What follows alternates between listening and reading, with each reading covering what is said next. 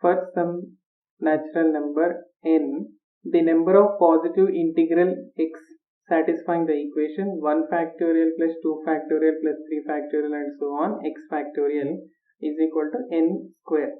N is some natural number. The square of this natural number is nothing but sum of this x factorials 1, 2, 3 and so on x factorials are there. And we need to find the number of positive integral values of x. How many? Just like solving a equation, but this equation is given in terms of again factorial. So for this, what is the simple logic we can apply here? 1 factorial plus 2 factorial plus 3 factorial plus 4 factorial plus 5 factorial and so on x factorial is equal to n square. N is some natural number and it is a square, means it's a perfect square number. It's a perfect square number, right? Okay, and these numbers, if I can take up to some places, 1 factorial is 1 and 2 factorial is 2 and 3 factorial 3 into 2 into 1, that is 6, 4 factorial 4 into 3 into 2 into 1, 24 plus 5 factorial 5 into 24, 120 plus 6 factorial we can take 720 and so on, some x factorial, right, is equal to n square.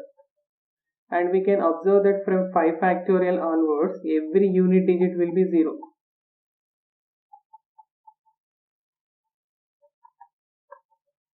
From 5 factorial onwards every unit digit is 0, so that while doing the addition the unit digit of the whole sum, the total sum unit digit will be 1 plus 2 plus 6 plus 4.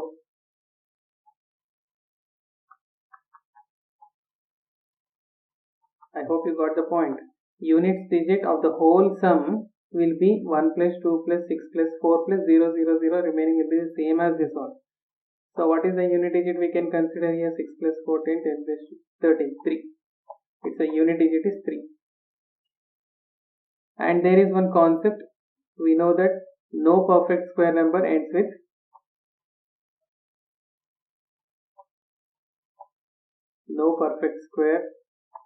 with the digit 3, right? We know that with does not ends with 2, 3, 7 and 8. No perfect square ends with these digits 2, 3, 7 and 8. So among these numbers we had 3 also, and so that we can say if 3 is the unit digit, it's not a perfect square. So if 3 is not a unit digit, means what are the possibilities we can change? The x factorial we can consider. We cannot go with up to 4 factorial even. The possibilities can be taken only up to 3 factorial. So x should be less than or equals to 3. So in that case, if suppose x is equal to 1,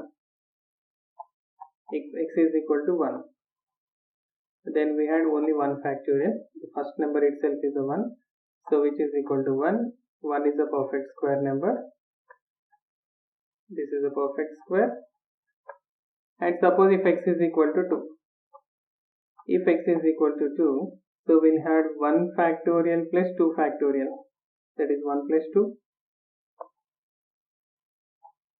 Let me write. 1 factorial plus 2 factorial. That is 1 plus 2 is equal to 3, which is not a perfect square. This is not a perfect square, right? And if the last case, if x is equal to 3, then in that case 1 factorial plus 2 factorial plus 3 factorial, which is equal to 1 plus 2 plus 3 factorial is 6. It's a 9. 9 is a perfect square number.